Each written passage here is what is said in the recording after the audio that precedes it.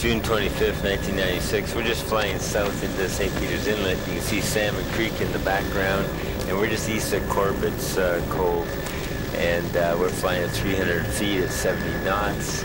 And the shoreline itself has very little relief, about 5 meters, but the terrain behind it goes up to about 45 meters. Densely wooded, right down to the back of the beach. We have fringing sand pebble cobble beach, a little bit more sand just offshore, and variable width of the fringing beach, and there's a few small coves coming up with a bit more wetland and more mud just offshore here.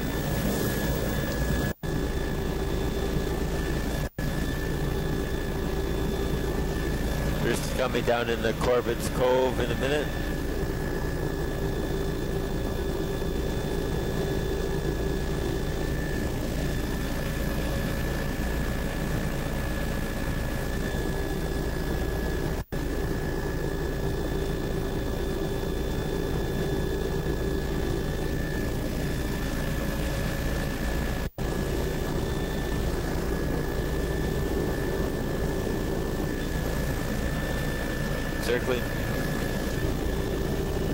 Circling around the corner of into Corbett's Cove, the power line right at the end of the cove, so we'll have to stay out of that. It will be up a little bit higher. Most of the shore along here is a fringing pebble cobble. Intermittent pocket beaches in the embayments, and then in between is sort of a little bit higher terrain in the backshore. It's treed and fairly well stabilized. We're just going around the end of Corbett's Cove past the power line at 11:56, and circling the end of Corbett's Cove and heading towards Beaver Narrows.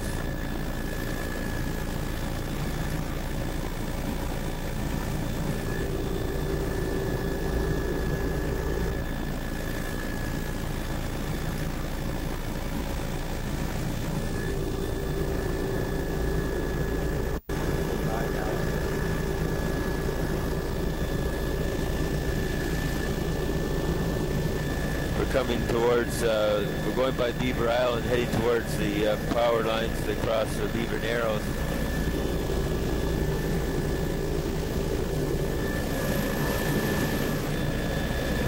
There's several islands just at the end of St. Peter's Inlet.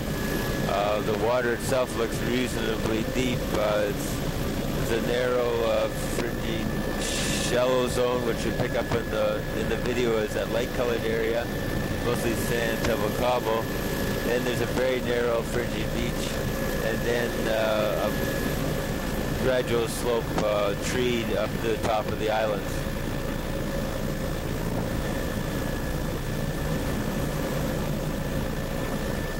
Just going through Beaver Narrows now. The wind is starting to pick up.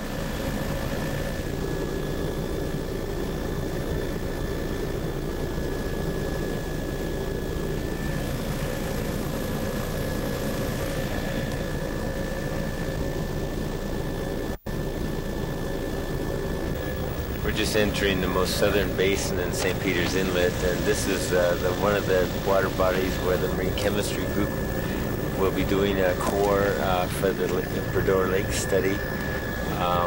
If you look at the shore, you see that the fringing beach basically disappears. There's very little beach development except on a few small headlands. It looks like a winnowed lag deposit. And on the far side, you can see there's some side embayments coming off the main one. And there's evidence of bedrock shore and rubble where there's been some quarrying. And looking across the Highway 4 that leads to St. Peter's, the logistics center for the area, hotels, supply depots, and so on. There's some rock coast just in there, and then you switch back into more of a fringing beach. Large aquaculture activity here includes a trout farm, salmon hatchery, and Atlantic char, I understand. Quite an interesting cage shape. And we're looking on the far side. There's a low-lying shore, vegetated right in the back, and a very narrow fringing beach in front of the motels.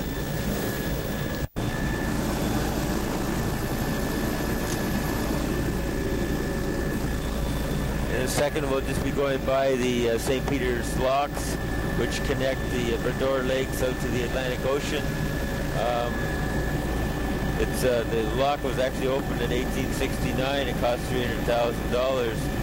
We used to use oxen to pull the ships over the isthmus, and it used to be called Haulover Isthmus. But then they changed it, and now it has two locks, and it went through a major overhaul in 77 and 85. It really does allow the recreational boater to get into the lakes from this end of the Atlantic, and saves it from having to go all the way around the other part of Cape Breton. We're getting views now of St. Peter's.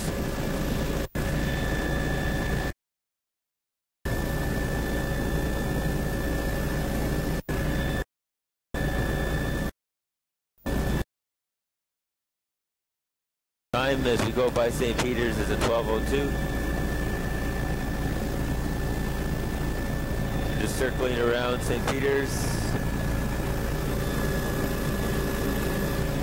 As we pick up gone by Hanley Island, we won't go around that.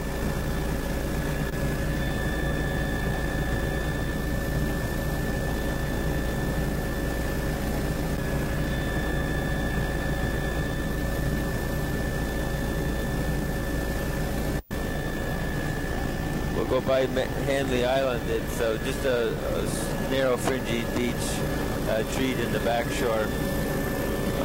Fairly shallow fringe of nearshore area around it. We're going back across at 12:03, going across Beaver Narrows and the power lines. You'll see them picking up on video now.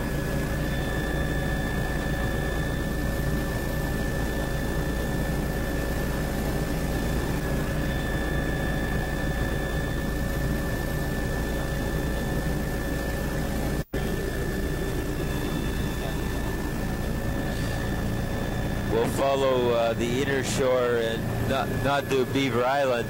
Beaver Island's mainly just a fringing shore of sand and pebble beach. The inner shore is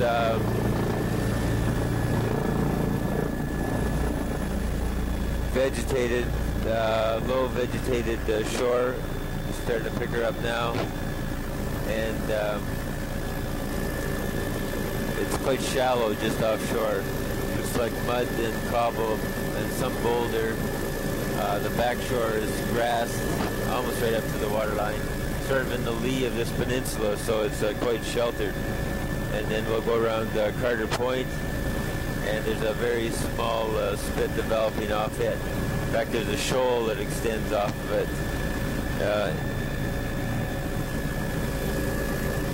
Just going around Carter Point now toward Crawley Cove. And we're flying at 300 feet and about 55 knots.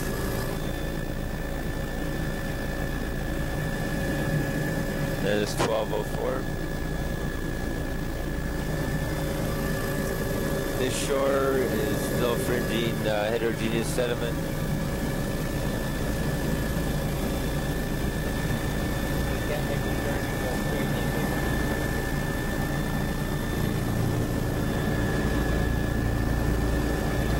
Looking in at Crawley Cove, grass back shores, and then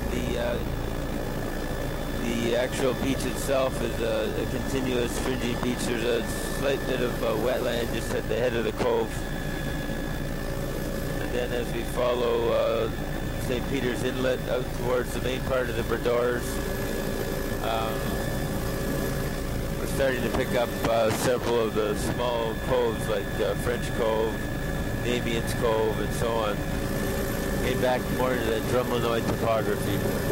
The headlands are subdued, rounded, a bit of relief to it, maybe 10-15 meters.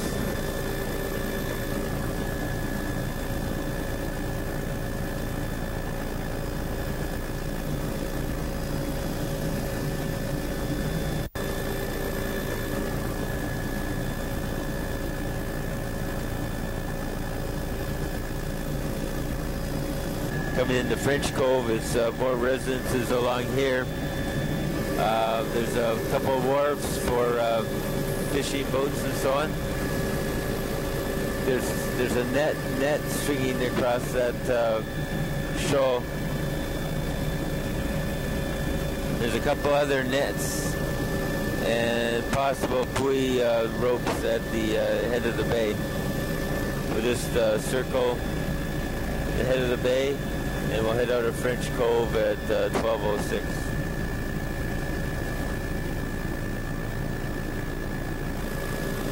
And there you get a view looking down French Cove. A beautiful little cove, actually. It's quite tranquil. You see several fishing boats anchored in it. It's fairly shallow, I would guess, probably less than 15 meters. In the center part, it looks like it's getting deeper, though. Several wharves extending offshore, and a very narrow fringing beach, treed right to the water line pretty well.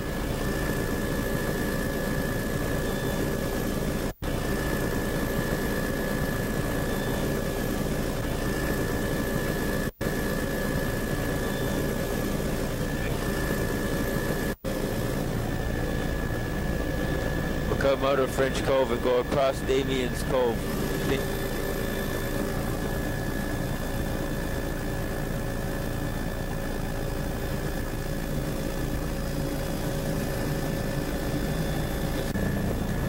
Damien's Cove and the outer islands themselves are all sort of fringing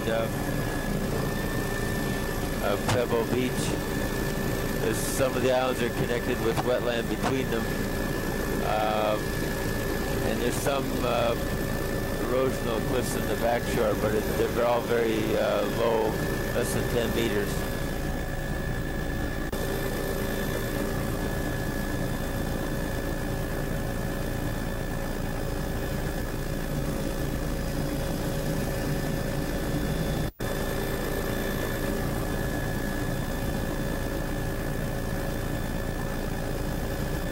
Going along McLean Point in the picture there now.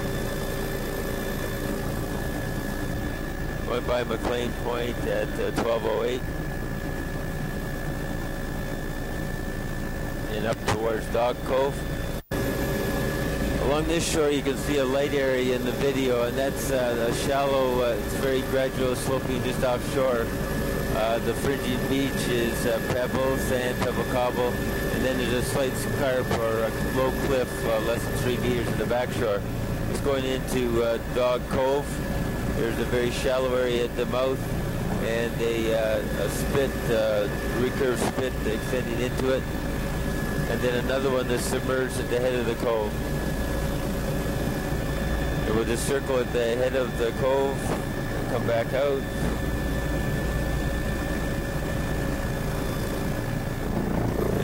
Get a view of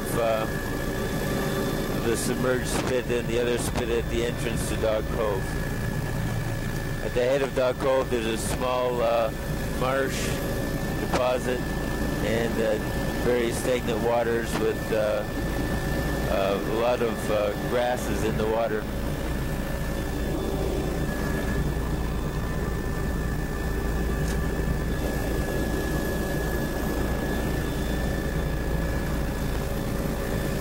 Picking up a sailboat going by us, maybe not quite saw it, but we're heading out past Gregory Island and Doctor Island and heading towards the main shore of the Bredor Lakes. Just looking down at Dock Point, the well-developed cuspate spit or foreland, whatever you like to call it, more treed on the sort of west side than the east side. The beach is mostly pebble, sand, cobble, and then there's a bit more sand offshore. The backshore is partially stabilized erosional scarp, which provides the sediment for the beach development.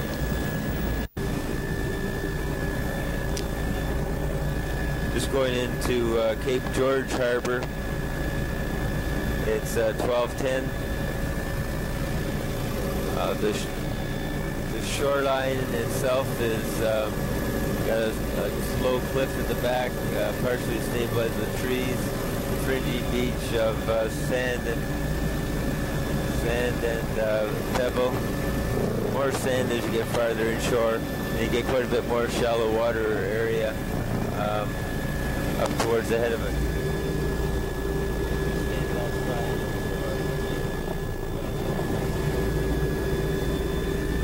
Seems to be good anchorage at the head of Cape George Harbor. There's a sailboat up here. Seems fairly shallow, probably less than 10 meters, well, probably less than 5 meters. And the road goes, so we're just going by the road at the head of Cape George. We're just getting a view now of the road at the head. And there's a small marshal as well, located alongside the road at the end of the bay. There's a greenhouse establishment just off the road.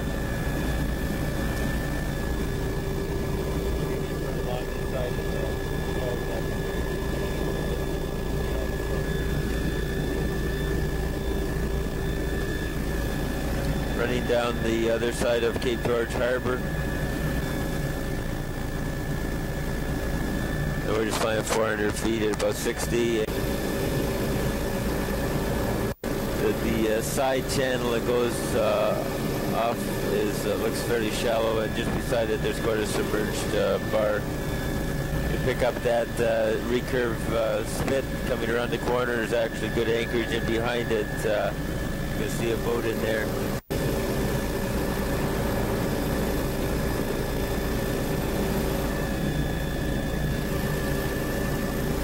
Used as a trailer park.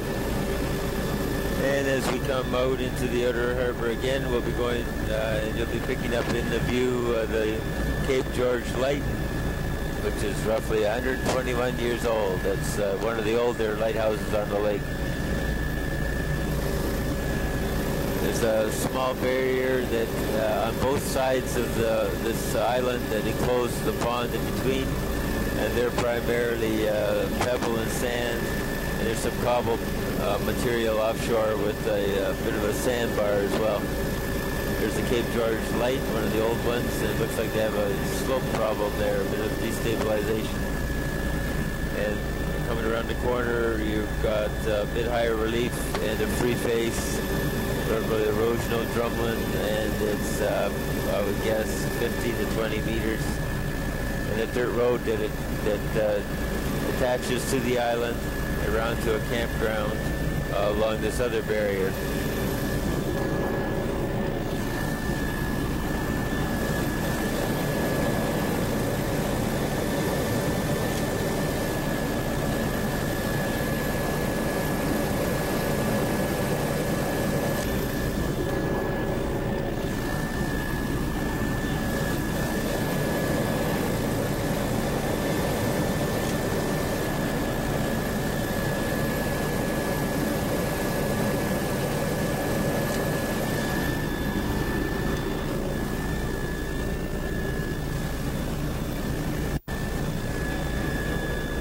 Heading towards McMullen's Pond, going by we just gone by the youth camp, I guess, already. McMullen's Pond itself is just coming up as a very small barrier in front of the pond. There's an opening in the central part, and it's primarily gravel. There's sand in the foreshore. The other McRae Point, you got about a 15-meter relief, again erosional drumlin. Destabilized slope, a lot of sloping. The beach itself is fairly narrow. Sand and pebble. A lot of slides coming down the side of the cliff. And then offshore there's some lobster pots by the looks of things. And it's very shallow, sort of rocky cobble boulder material. Pebble barrier beach enclosing a pond, and then back into a destabilized cliff. You can see it's very fine materials, a lot of flows and slides on the face. It's partially vegetated in some areas. Going by a small opening here with a considerable amount of wetland and looks like floodplain deposits from a stream, probably the Scott Brook. And we're into the Carboniferous rocks known as the Riverdale types, mudstones and siltstones, the sandstones I mean. The shoreline along here is one of cliffs, backshore, relief of 10 to 15 meters, maybe a bit more in places.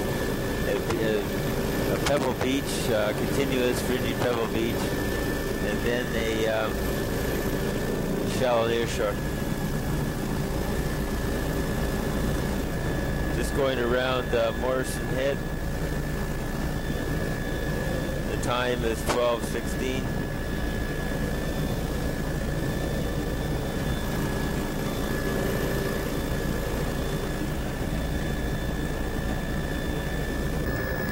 The outer shore of Morrison Head is a fine-grained material, sloping down, flowing. There's a bit of boulder lag at the base, and then it's joined to the mainland with a tombolo that's submerged at high tide, or possibly joined at low tide.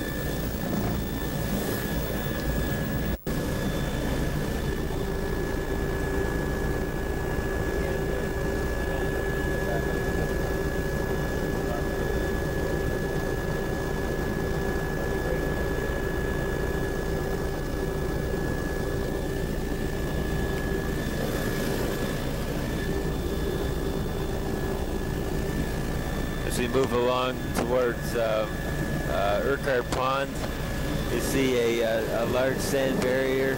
There's pebble cobble material in the storm ridge.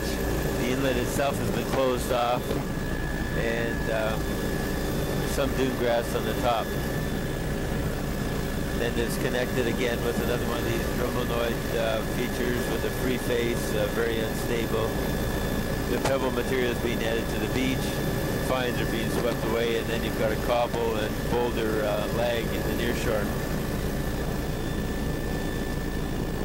It's coming up onto Black Pond at 12:18.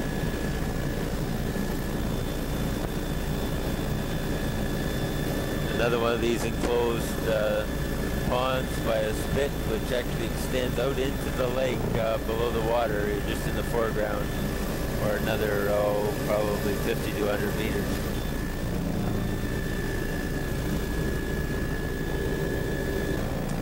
In the cove here, Olson's Pond area, there seems to be a lot more sand, and that the barrier itself is much sandier. It has dune deposits on top of it. Moving out of Olson's Pond towards McLeod Point, we again got into the cliff deposits.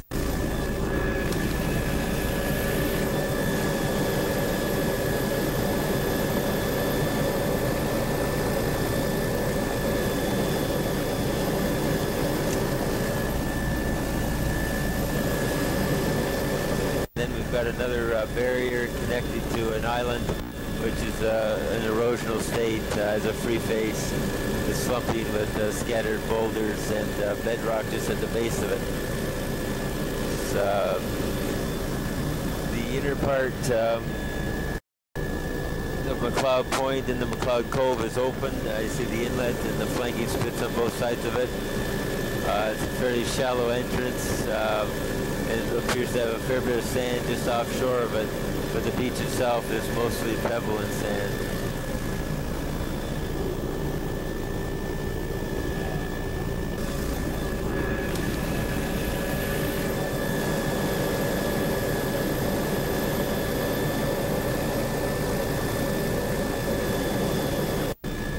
Going in around Pringle Island into shales along this area, I believe.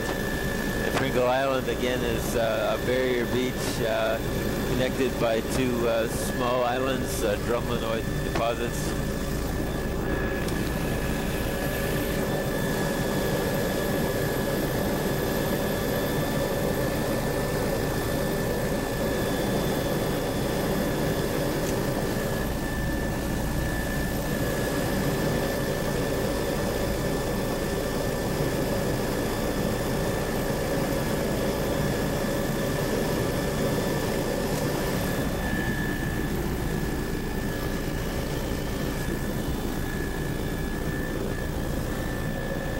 Going around Pringle Island, and the time is at 12:21.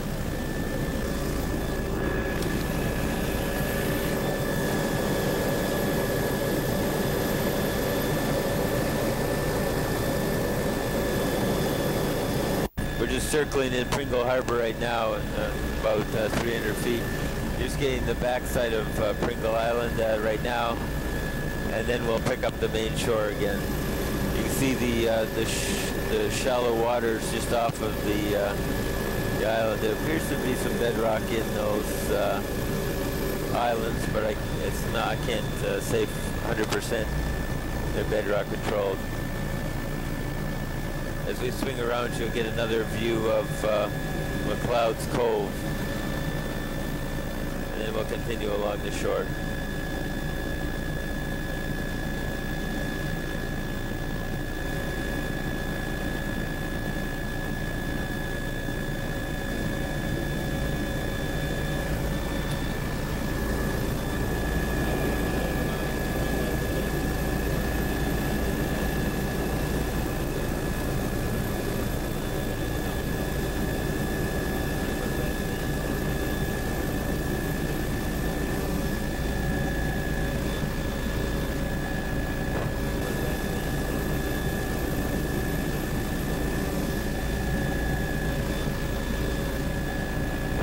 Just getting a view of Pringle Harbor, the inner part and behind the island.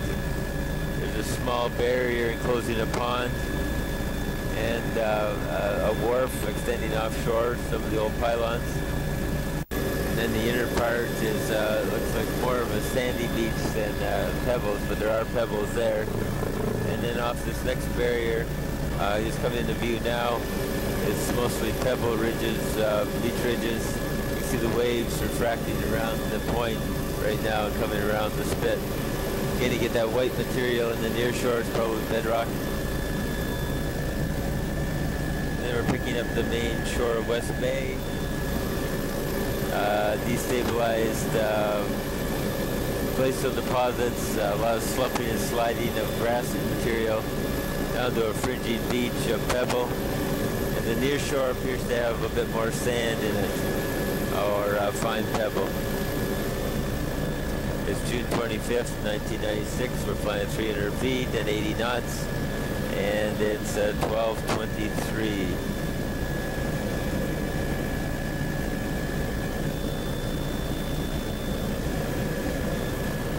Another headland that's very characteristic of the region. You see these rodent trees that slid down the slope. And a lot of that material is used to feed the beaches to either side of it. And you see one of the barriers there with flood tile deposits behind it.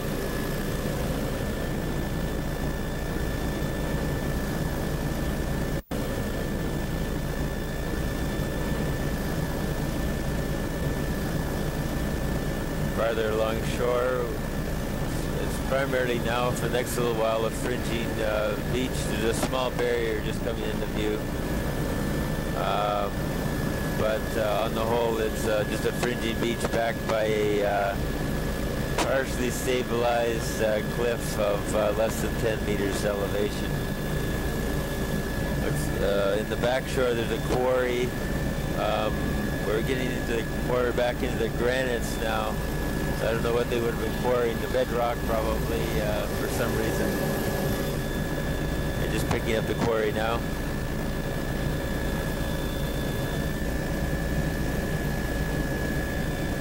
And it's 12:25.